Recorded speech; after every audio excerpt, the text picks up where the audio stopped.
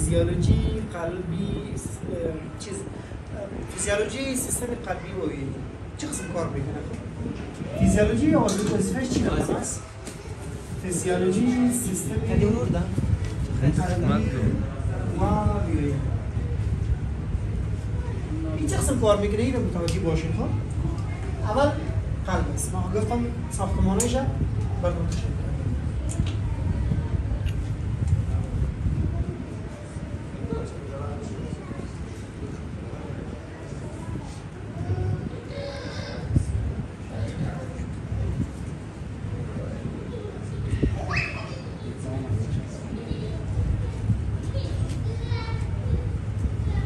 سعی خب قلب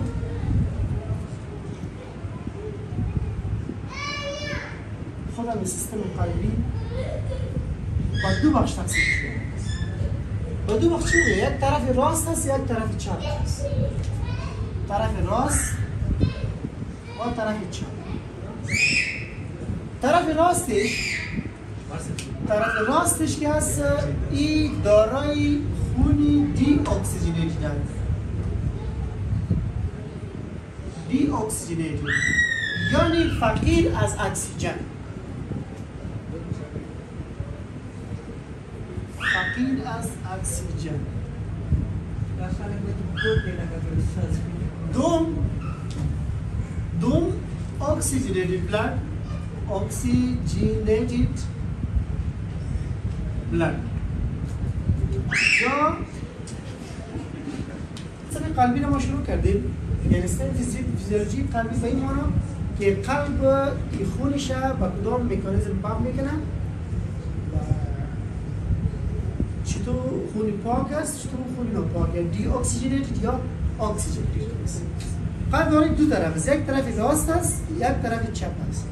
طرف راستش که است خونی فقیر از اکسیژن است، یعنی مقدار اکسیژن زیاد کم است. و اکسیژنیتد به این معنی که خون دارای اکسیژن زیاد داره. اینجا ما گفتم طرف راستش با نام دی اکسیژنیتد، دی با معنی کمبود میاد، کم است، اینجا نیست. و اکسیژنیتد یا دارای اکسیژن میباشه، دارای اکسیژن میباشه. صحیح شد؟ بعد از این سعی کنید این رو بفهمیم که بسیار مهم است.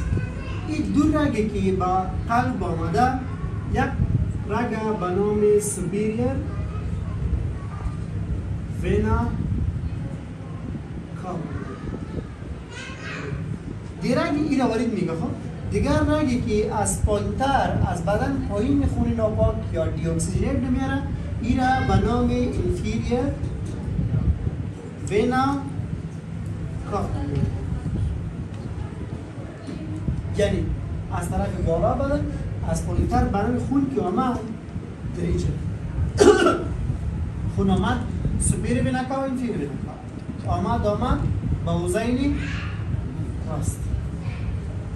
بعد از حوزه راست با والو یا دیسام ترایکاسپید داخل می شود با بوتین راست. بعد از بوتین راست توسط بوتین راست توسط شریان ریوی و شش میاد.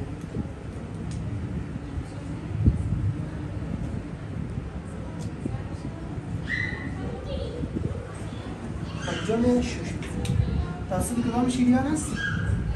شریان این چی میشه؟ اینجا وظیفه مهمش exchange of gases است یا تبادلات گازات است. یعنی گازات تبادلات چی مانا؟ گفت مهم که در اینجا است گرفتن اکسیژن و خارج کردن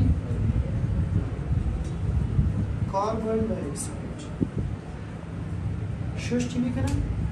و خونی که میده به رگایی که با قلب بس میره اکسیژن بهش میده و کاربون دی اکساید را توسط دهن خارج میکنه. بعد از این باز 4 ورید دیگه است. 4 ورید اگه اینجا من رسم کنم میشه شد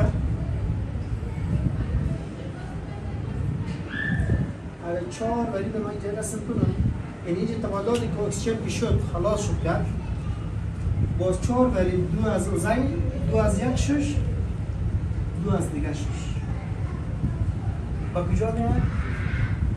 با اوزین چپ.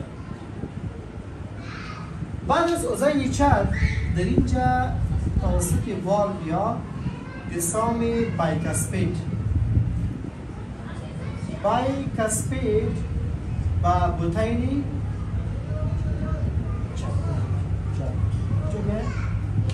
چپ. بعد از بوتین چپ چی کار میشه؟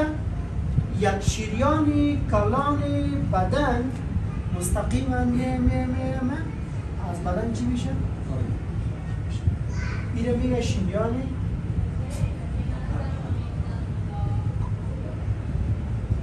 و 3 شعبه‌ای که شریان به حل میده میره و بدن بالا میده و کجا بدن سر و گردن خون پاک میده.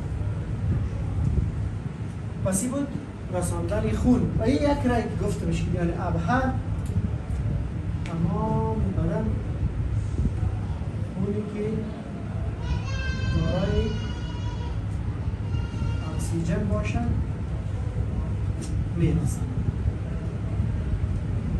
یعنی در 24 ساعت قلب انسان که است از 1000 دفعه زیاد پمپ میکنه. خاص 24 ساعت پمپ میکنه 1000 دفعه زیاد پمپ میکنه. این بود فیزیولوژی.